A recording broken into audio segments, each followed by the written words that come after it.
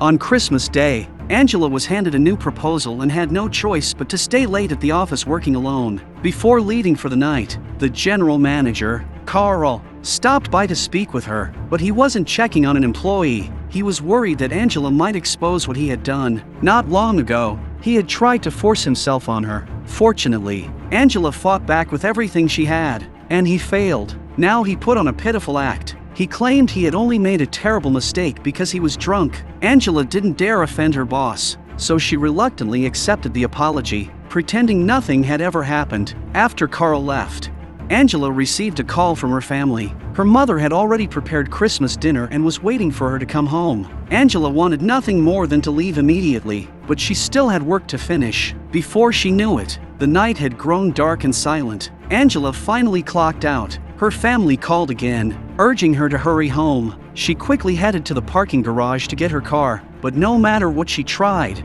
the engine wouldn't start. With no other choice, she gathered her Christmas gifts and headed toward the lobby, planning to take a taxi home. However, the only door leading to the elevator had been locked. Left with no alternatives, Angela returned to level 2 of the parking garage to ask the security guard for help.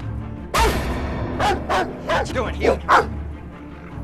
The moment she opened the security office door, a large dog lunged toward her. Luckily, it was restrained by a chain. Otherwise, the outcome could have been far worse. The guard, Thomas, immediately scolded the dog. As he searched for his access card, he made casual conversation with Angela. When he learned her car had broken down, he eagerly offered to fix it. Angela politely declined, but Thomas kept insisting. He said the weather was freezing and a taxi might take forever to arrive. Fixing the car might only take a few minutes. Reluctantly, Angela agreed and led him to the vehicle, but after more than 10 minutes of tinkering, the car still wouldn't start. Angela decided to give up and asked him to unlock the door instead. Yet Thomas stood there without taking out the access card. Then he asked Angela to have dinner with him. The air suddenly went silent. Thomas awkwardly laughed it off, and finally opened the door for her. By then, the lobby was completely empty. Angela quickly called for a taxi. While waiting,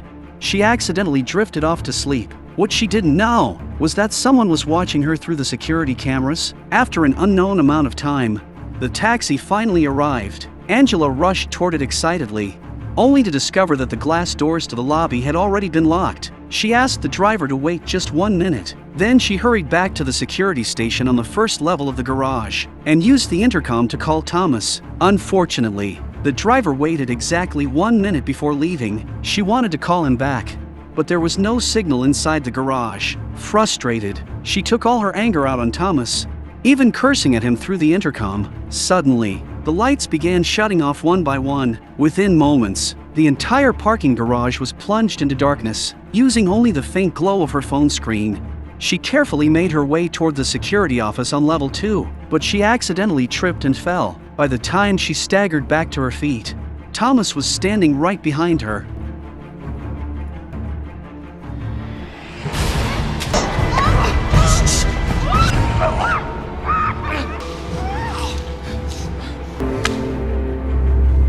When Angela woke up again, she discovered she had been changed into an elegant dress. She quickly tried to run, but immediately collapsed to the floor. Only then did she realize her ankle had been secured with a chain. Thomas gently helped her back up. Acting like a perfect gentleman, he carried on with what he imagined was a romantic date.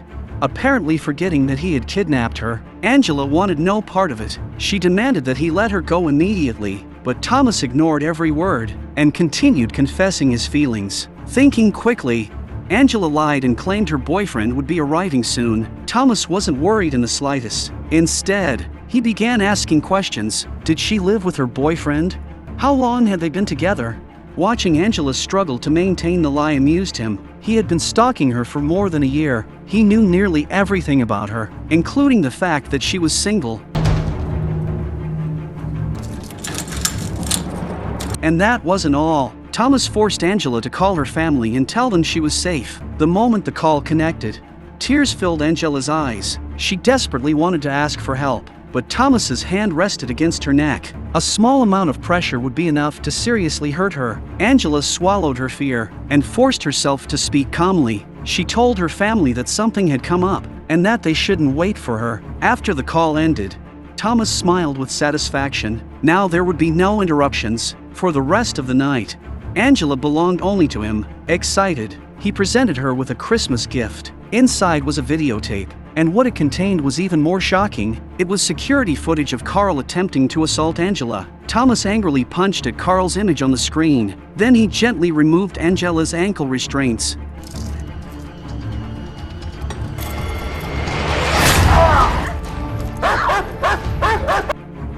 Give it! Rocky, shut the fuck up!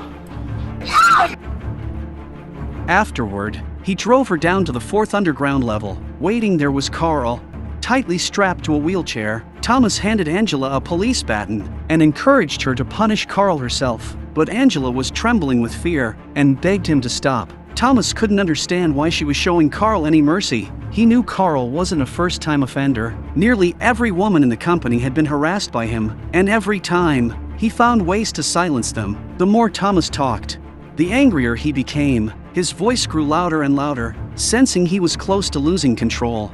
Angela suddenly agreed to do it, but only if he removed her handcuffs first. Thomas immediately saw through her plan, certain she intended to escape.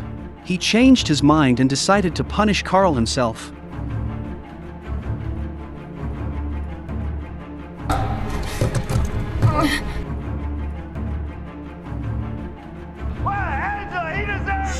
The baton came crashing down. Again and again, he struck Carl with all his strength. After more than a dozen blows, Carl was barely alive, yet Thomas intentionally left him breathing. Then he started the car. He reversed hundreds of feet before slamming down on the accelerator. Just before reaching Carl, he suddenly braked, then slowly pushed him toward the wall. Angela's eyes were red from crying. She desperately begged Thomas to spare Carl's life. The words had barely left her mouth when Carl slammed into the wall. Taking advantage of the distraction, Angela quietly unlocked the door and sprinted from the vehicle. She hid beneath a ventilation shaft. After failing to attract help, she realized she would have to save herself. Knowing Thomas was searching everywhere for her, she returned to the security office.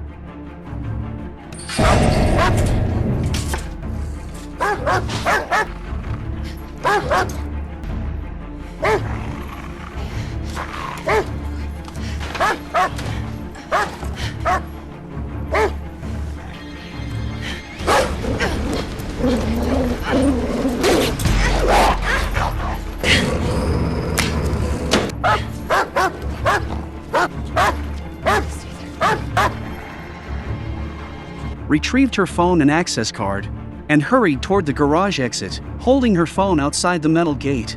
She finally picked up a weak signal, but just as she dialed emergency services, a sudden bark startled her. The phone slipped from her hand and landed out of reach. No matter how hard she tried, she couldn't grab it. Refusing to give up, Angela stretched desperately toward the device. At that moment, she heard Thomas's voice in the distance. The call had already connected. In a trembling whisper, Angela gave her location and told the operator that someone was trying to kill her. By the time Thomas arrived with the dog, Angela had already hidden herself. She quietly used the access card to open a door and escaped into an elevator. Unfortunately, bloodstains left behind revealed her route. Thomas now knew exactly where she was. To make matters worse, the button for the main lobby refused to work. The elevator descended to level 1. As soon as the doors opened, Thomas was standing there waiting. Angela immediately slammed the closed door button, afraid he would intercept her again.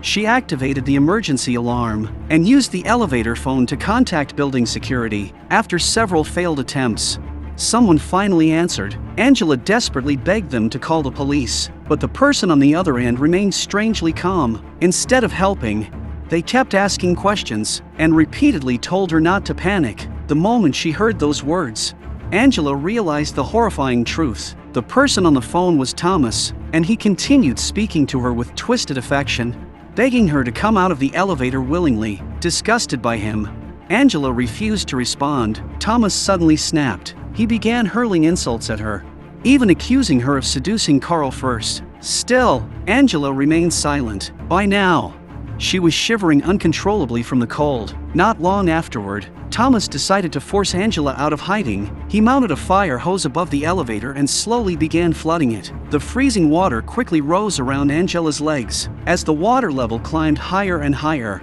the elevator ceiling looked ready to collapse at any moment. Then suddenly, someone crashed through the roof. To Angela's surprise, it was the security guard from the lobby. Seeing how badly he was injured, she immediately opened the elevator door, but the moment she checked for signs of life, she realized he was already dead. Angela had no choice but to keep hiding. Unfortunately, her clothes were completely soaked. No matter where she went, she left a trail of water behind. Angela? Huh? Angela?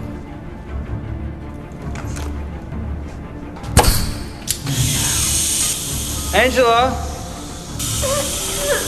Angela? Angela? She curled up quietly in a corner. Before long, the cold had turned her skin pale and purple. Meanwhile, Thomas watched her through the security monitors. He even played romantic love songs over the speakers, convinced that somehow she would fall in love with him before freezing to death. At that moment, Angela decided she could no longer sit and wait, but she had no intention of falling for Thomas. Instead, she chose to fight back. She grabbed a fire axe. Then she smashed every surveillance camera within reach. After that, she made her way toward the security office. As she approached, she heard strange rustling sounds coming from inside. The moment she opened the door, she froze in shock. The television screens were displaying footage of her while she was unconscious. Thomas had been secretly recording and obsessively watching her the entire time.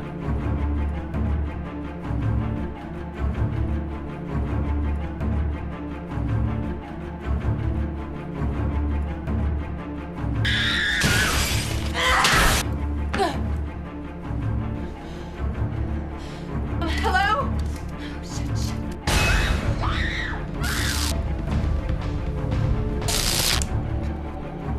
While Thomas was taking his time answering a knock at the door, two police officers had already begun growing impatient, yet neither of them suspected anything unusual. They failed to notice Angela's phone lying just outside. Instead, they politely escorted Thomas back to the security office. Then they began a routine inspection of the garage. Unfortunately, the officers were remarkably careless. They even stood near the area where Carl had been killed. Had they moved a single storage rack, they would have seen the bloodstains immediately, but they noticed nothing. In the end, they assumed Angela's emergency call had been a prank and drove away. At that moment, Angela regained consciousness inside the trunk of a car. She immediately started screaming for help, hoping the officers had not gone far. But before anyone could hear her, Thomas blasted Christmas music through the garage speakers. The cheerful songs completely drowned out her cries. Refusing to give up, Angela grabbed a pry bar and forced open the trunk lock. Then she sprinted toward the exit as fast as she could. To her despair, the police cruiser was already leaving the garage. The security gate was slowly closing behind it. Thomas watched her from a distance with a faint smile on his face. The next second, he unclipped the dog's leash. Apparently, he had decided to give Angela a little punishment. Angela ran with everything she had. Behind her, the barking grew louder and closer. Her strength was fading fast. With no other option, she smashed a car window and climbed inside.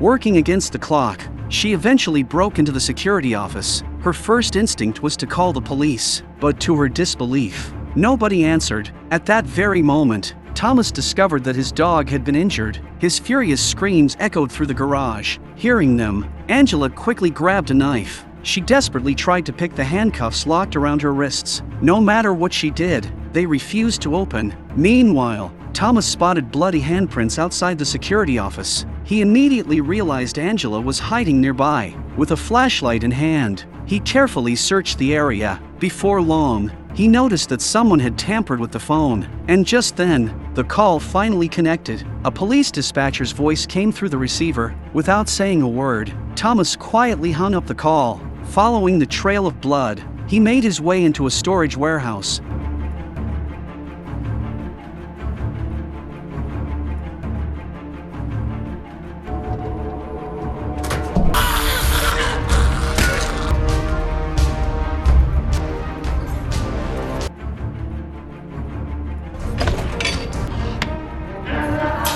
Meanwhile, Angela managed to find a set of car keys. She eventually located the matching vehicle as well, but driving while handcuffed proved incredibly difficult. She sped through the garage, barely avoiding several collisions. At one point, she nearly crashed straight into a wall. Just as she was about to break through the main gate, Thomas suddenly appeared. He drove directly in front of the exit and blocked the only way out. Angela immediately spun the car around. Thomas chased after her without hesitation. Moments later, he cornered her once again. This time, Angela was done running. If there was no path to survival, then perhaps taking him down with her was the only option left. Both of them slammed their feet on the accelerator. Their vehicles raced directly toward one another. Come on!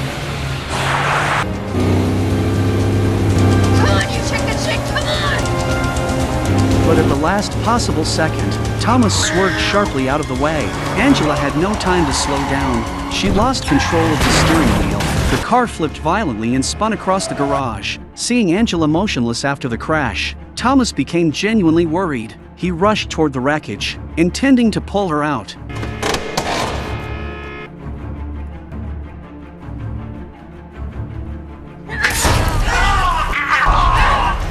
Help me! You're gonna help me! Fucker!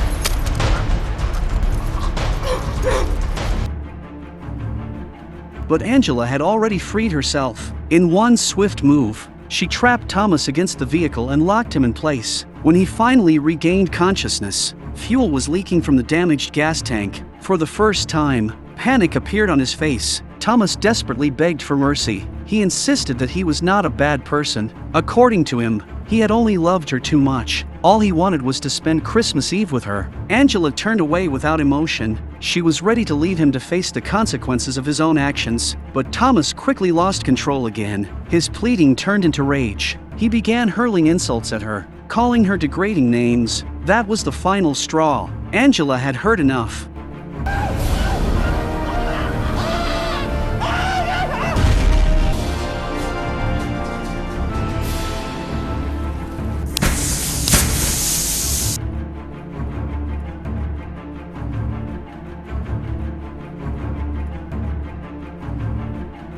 At last, she opened the parking garage gate. Then she slowly walked toward freedom. The first light of dawn was beginning to appear on the horizon. After surviving a night filled with terror, violence, and madness, one thing was certain: this Christmas would be a night Angela would never forget for the rest of her life.